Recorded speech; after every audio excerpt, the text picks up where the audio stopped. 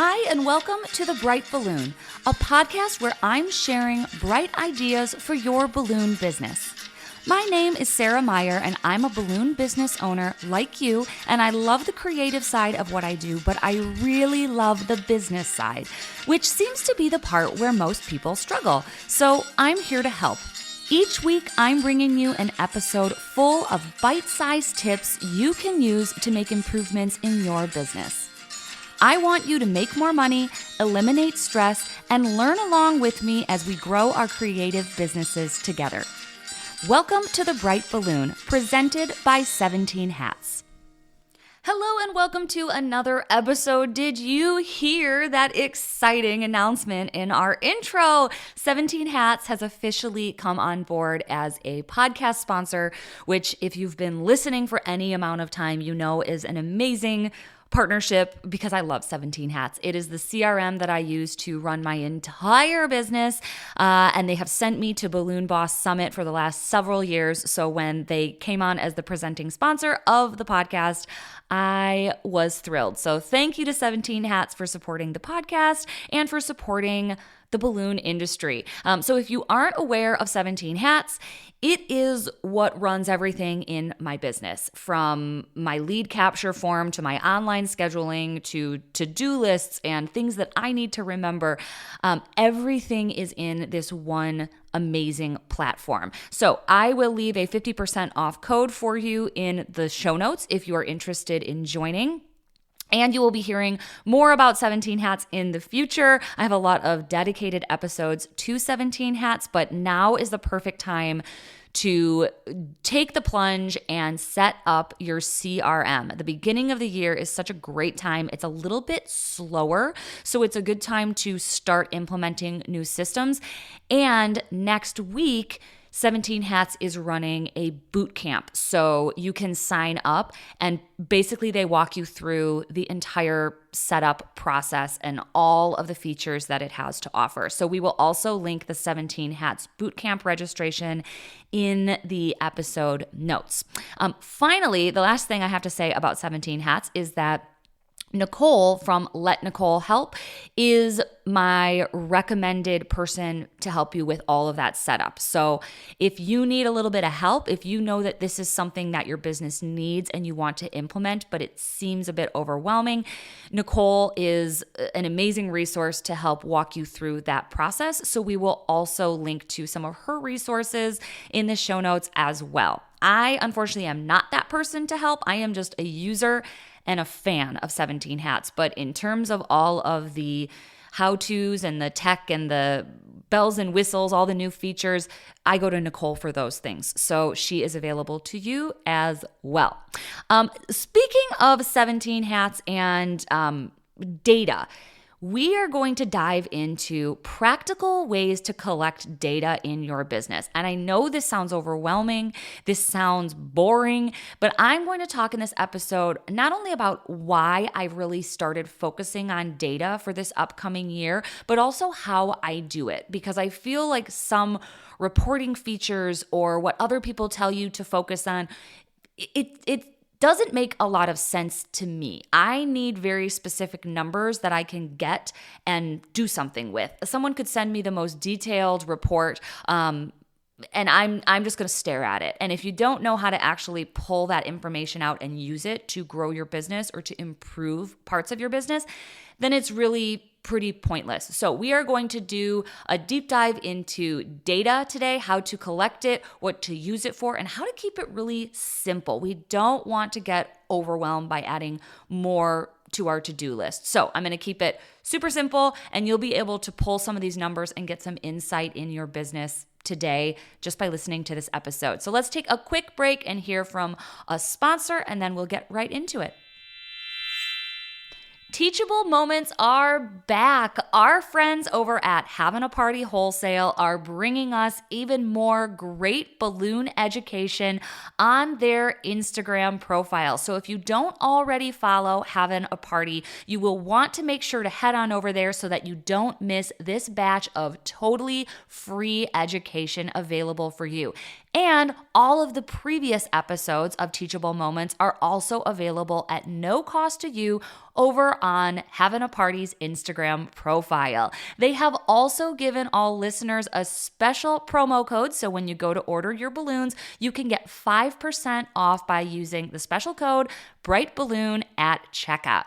Thank you so much to all the folks over at Having a Party for providing us with education and the great products that we need to run our balloon businesses.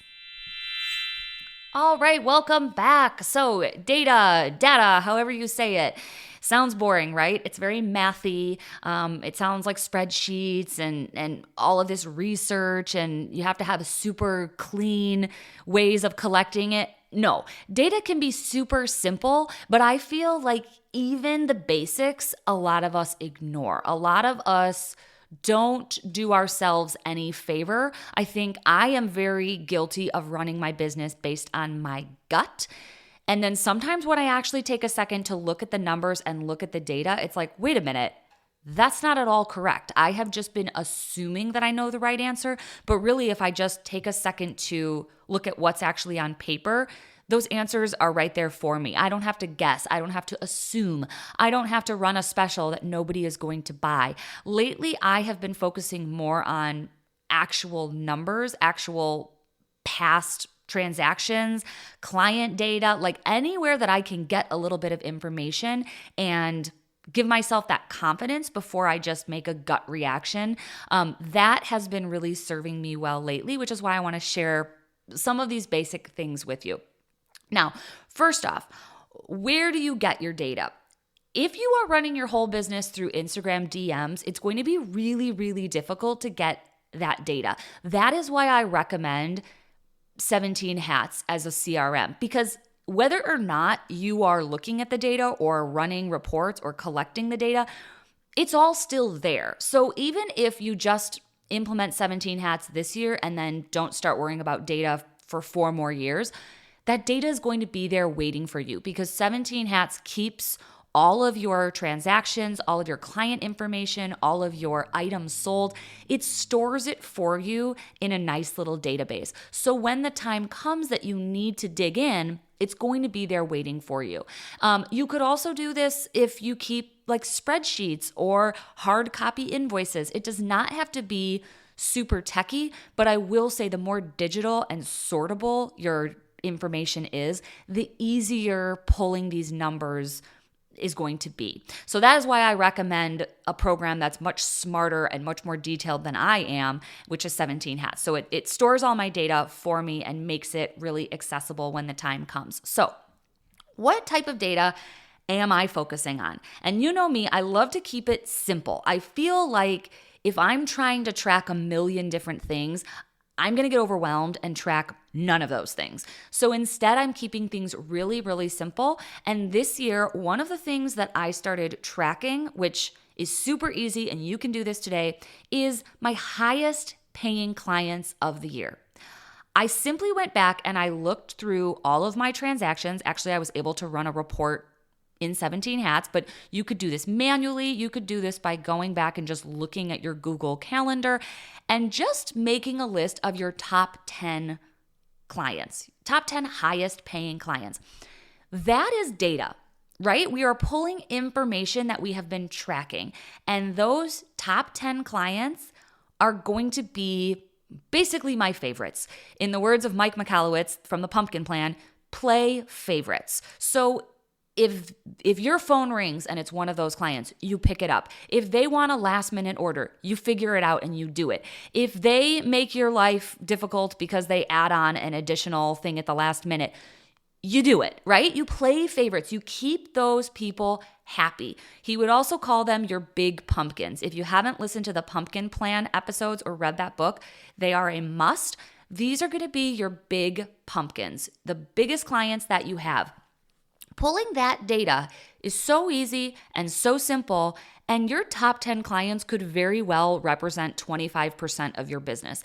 If you just make a little chart of those people and what they ordered and when, that is such a big puzzle piece to your business. Getting that repeat business is really important, and it's so much easier than getting new clients all the time. If you can just keep going back to the well and keep rebooking the people who already like you, that is, I think, the most important data that you need to keep track of. Who are your biggest spenders and who do you love working with? Just make a list of your top clients and you should know who they are.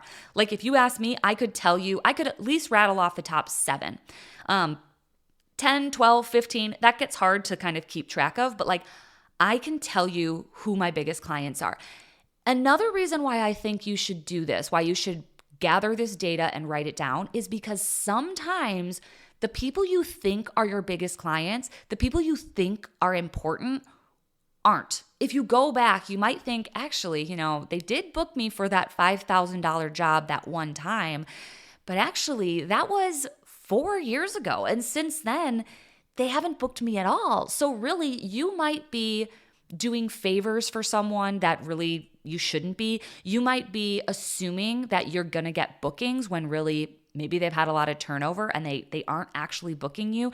You want to make sure that your top paying customers are actually your top paying customers. I think sometimes we make big corporate companies out to be these really important contracts when in reality, they're booking us for like $200 worth of balloons once every other year.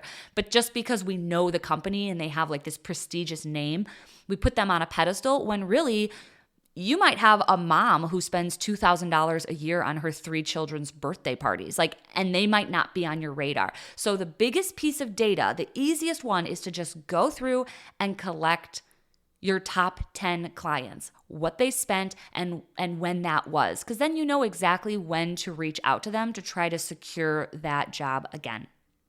All right, the next area that was eye-opening for me is running a report in 17 Hats and figuring out what your top selling item was. Because again, my mind plays tricks on me. I like to look at those big jobs and think like, oh, that big custom order was so profitable. And then I look back and I see what I've sold in grab-and-go garlands, and it's like, whoa, actually, those little $100 grab-and-go garlands are one of my best-selling items. Like, those just sell and sell and sell. And in addition, what's really cool is those are really, really profitable. So if you compare your best-selling item and your most profitable items, you get a very clear picture about what you should be selling, because sometimes we get in our own way and we want to do what's new and what's trendy and something that nobody's ever seen before. But you know what makes money? Classic columns, organic garland, grab and go pickups. So you want to find what is selling well and what is making you the most money. So again, I did this by running a report in 17 Hats, and I had no idea that when I was going to run that report, that my grab-and-go garlands, that organic garland in general, was far and away my best seller. So now, what does that tell me? What am I going to do with that data? I am going to push it even more. If it's already selling well and it's already profitable, I am going to keep pushing it. So ways that I can do that: make it easy to find. Is your most popular, best-selling, most profitable item the first page on your menu? Is there a photo of that on your homepage of your website? Is that the thing that you recommend first? Do you have pictures of it frequently on Instagram, right? We want to make that item really, really easy to find. And I feel like sometimes there's a bit of self-sabotage involved in our sales. Like I definitely have done this with items. They're popular, they're selling, and all of a sudden I'm just like sick of making them, so I discontinue that item. When really, if I had run a report, maybe I would have gone back and thought like, actually, even though I don't really like making this is generating so much money. So do I love making spiral columns? Not really, but I love how profitable they are. I love how easy they are to sell. I love how simple the installation is. I love that I don't even need to go back and get them if it's not close. Like, there are items that are more worthwhile selling than there are items that are going to get you the most likes and clicks and reactions on social media. So we want to make sure that we're showing those items and we're making it really easy for people to order them. So if you're curious what my items are, my most popular selling item is a 6-foot garland. So I call those nuggets. So an organic garland. I will sell them for installations like 3, 4, 5 at a time. I will sell them as grab and go garlands, 1 or 2 at a time. That little nugget as an item is my most popular thing that I sell. Next up, columns. Columns. And then after that, arches. So not on there is like custom centerpieces. People don't order those a lot and they're not super profitable. So you want to know what the items are that you're selling the most of. And you want to have a way to collect that information. And a side note about this, a tip that I got from Nicole, from Let Nicole Help. However you collect this information, whether it's in email, whether it's on 17 Hats, whether it's a spreadsheet or a Google form, you want to be very consistent with what you call things. So when you go back to run a report, it's not messed up. Like if I call my items a balloon arch, and then the next time I call it an arch, and then the next time I call it a 20-foot arch, and then the next time I call it, something else, entryway decor, that is going to be really hard to populate any sort of report because it's the same item called a million different things. You want to be very intentional that when someone is purchasing an arch, you're calling it an arch. When someone is purchasing a helium balloon, you're calling it a helium balloon. That way, when you go to run a report, your data is super clear and it's really easy on you to see what items were most popular.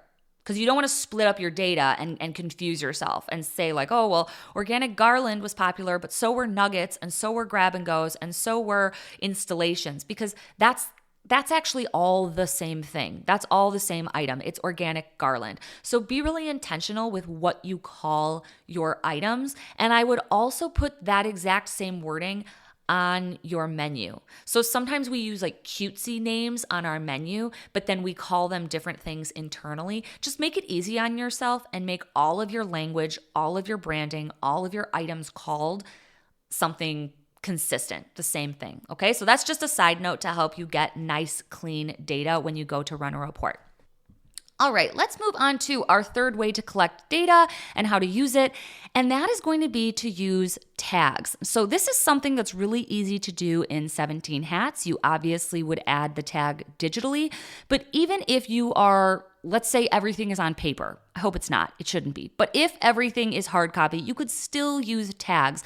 Just think of that as like a file in your filing cabinet. A tag is just a way to distinguish something, put it in a little category. So the way that I would use a tag is, for example, the kind of event. Maybe you are going to tag your corporate events versus your weddings versus your baby showers versus your in-home birthday parties. That way you can go back and see how many corporate events you had, how many baby showers you had, and that gives you some information that could be really useful. If you are marketing yourself as a corporate decor company, but only 10% of your events are corporate accounts, well, we've got some problems. You're either not marketing to the right people or you're not really corporate and you're marketing to, everyday moms throwing birthday parties, which is totally fine.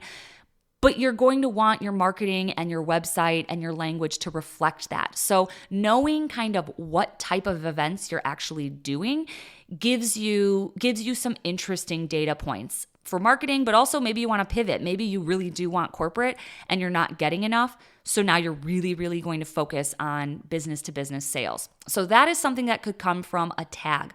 Another item that you could tag is something like a repeat client. I know that this is set up on my form. When people come and fill out the inquiry form, they can tag themselves basically as a repeat client. That way, it gives me a little bit of insight to either go back and look and see what they ordered last year. Obviously, if it was a $10,000 event last year, I'm hoping it's going to be a $10,000 event again this year.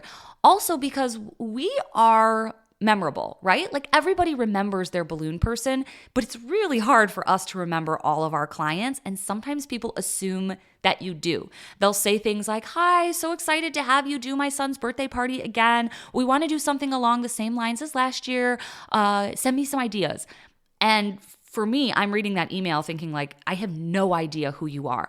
But if they've tagged themselves as a repeat client, I can go back and I can really quickly say like, "Oh yeah, here's their file from last year. I did do their party." And sometimes people talk like that and they're not actually repeat clients, which is confusing. So it's good to know, have I worked with you before? Have I not?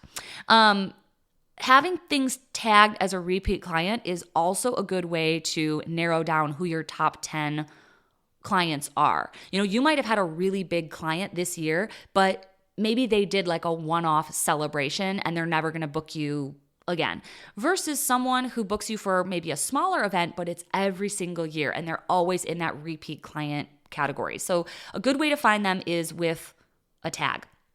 And the final way that you can use a tag is with your items. There are a million ways to use tags, but another way is to tag an item. So you could tag something as like a pickup versus a delivery, an install versus a drop off. So you can tag different things, again, because when you go to run a report at the end of the year, maybe you're going to get some really valuable insights. I was able to get some insights when I was looking at getting rid of the yard art. So remember, we were all doing the outside yard things for COVID. I was able to sort my items and see like, wow, these party poles they're selling like crazy and I'm doing them every single day, but wow, they're all deliveries, which adds a significant amount of time. So if I just get rid of all of the deliveries, what items does that include? Oh, it's just party poles? Okay, I am going to pull the plug on this. So basically, whatever confidence you need to build in yourself, your data can help give you that courage and also that justification to retire items, to charge more for delivery, to limit your delivery zone, like to stop doing deliveries altogether. So your data can give you whatever insight that you want, but you want it to be based in some sort of reality. Versus if I had just said like, wow, well, like people are still buying these party poles, I'm gonna keep doing them forever. I was selling party poles for like $75 and I was doing deliveries. I was taking almost an entire morning to make $150. But because I had things tagged, because they were sortable, because I could see how much money that item was generating, I was able to say, you know what, actually, we're not doing any deliveries anymore. Those items aren't high ticket items and it's not worth what I'm able to charge. So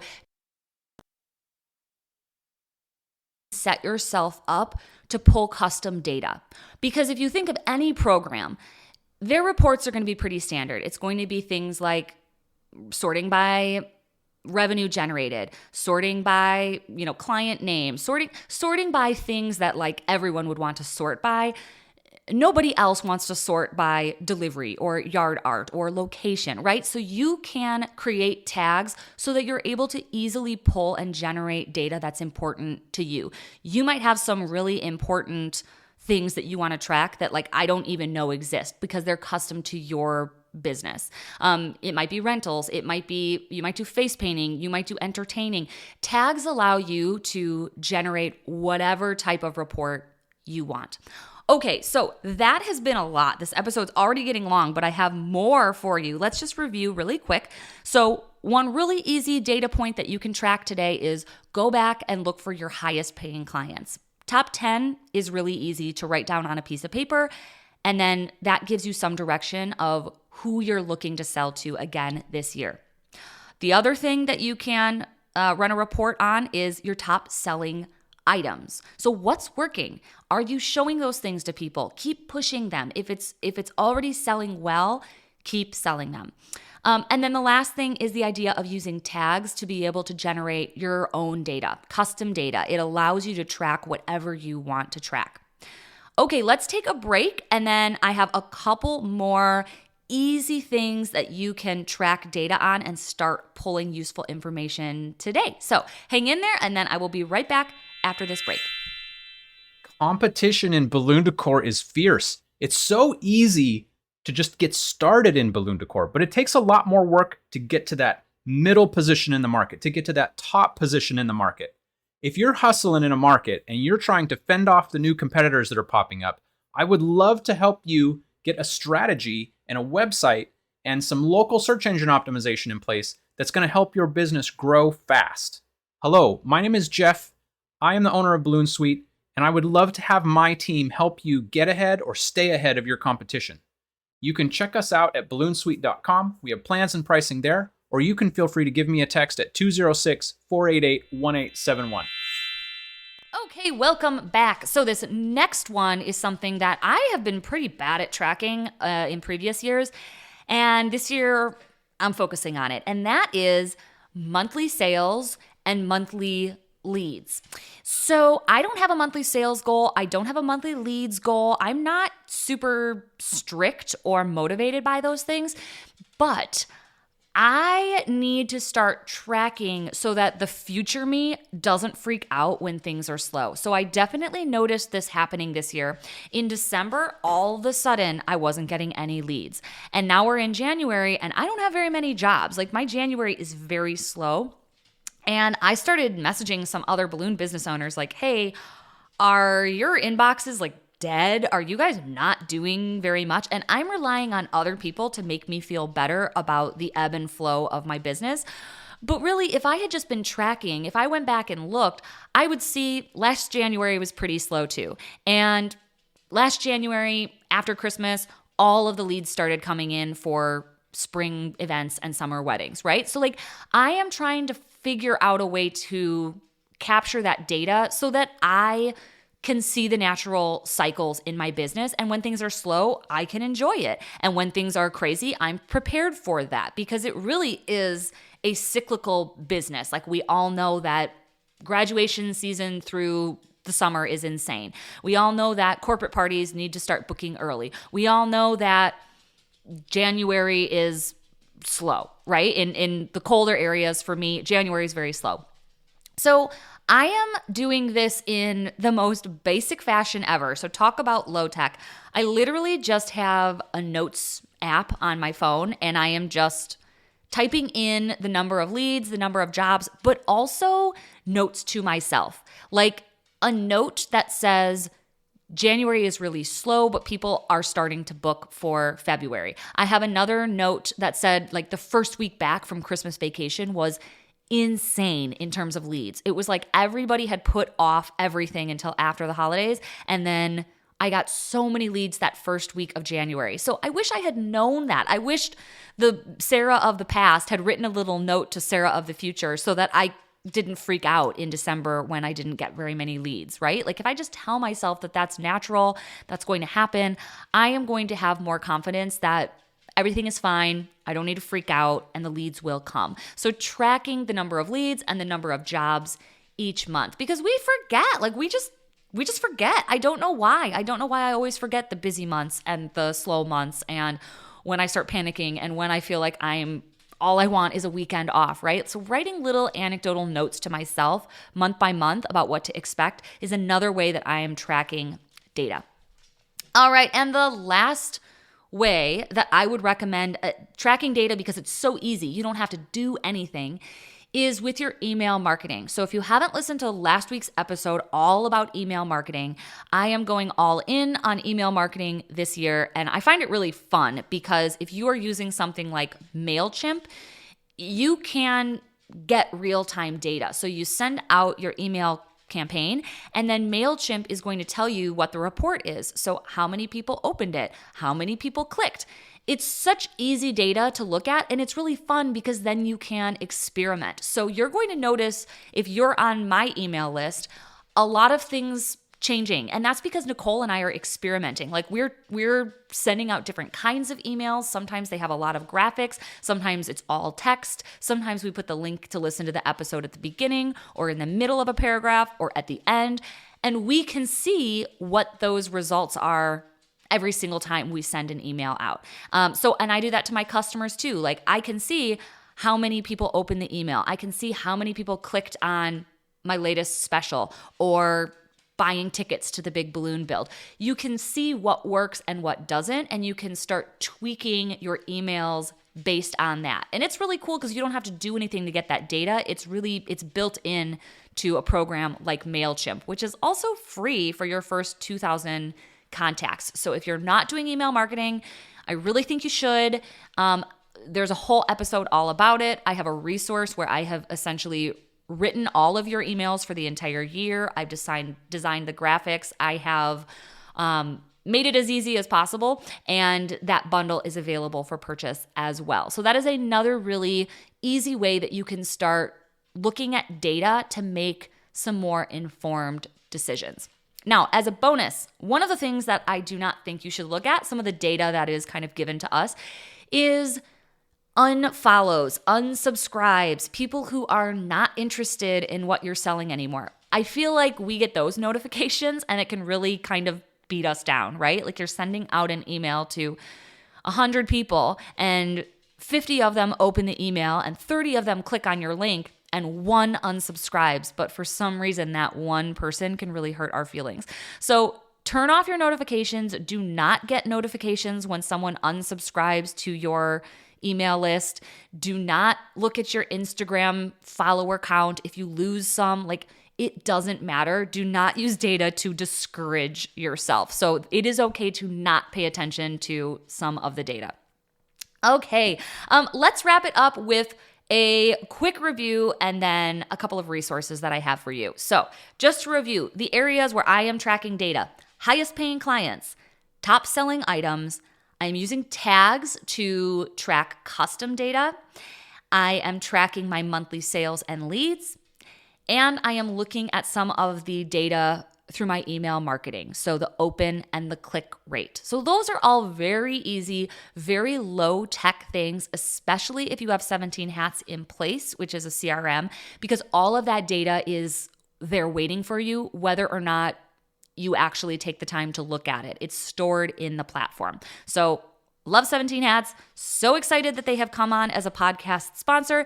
And the final resource that I wanted to plug is letnicolehelp.com. So if you are looking to get started with 17 Hats, but you need a little bit of help, Nicole is the resource that I recommend. She does my 17 Hats. She works on the podcast with me. I completely trust her. She is just so knowledgeable about this platform, which is why I'm excited to promote one of her new services, which is data reporting done for you. So everything I talked about in this episode, one of the reasons why it is so easy for me to track is because I pay Nicole to do it for me. So once a month, I get a nice report that shows up in my inbox, and it shows me top paying customers of the month, how many leads I got, how much money I brought in, how many Facebook followers I have, how many Instagram followers I gained. Nicole does all of this reporting and gathering for me so that it makes the data really easily accessible and has given me the knowledge that I need to make really informed decisions in my business. So, I lead with my gut. I always like to do what feels right, but sometimes it's a lot more powerful to just have the black and white numbers in front of you so that you can go into your decision making really confidently with the data to back it. So if you need help in that area, Nicole is a resource that I love to recommend. All right, thank you so much for listening, and I will see you next week in another episode. Thanks for listening. As usual, I tried to keep it bright and light. If you are interested in bonus episodes, check out our Patreon group where I release an additional episode every single week, and you unlock more than 50 archived episodes as soon as you join. Check out the link in the show notes wherever you're listening.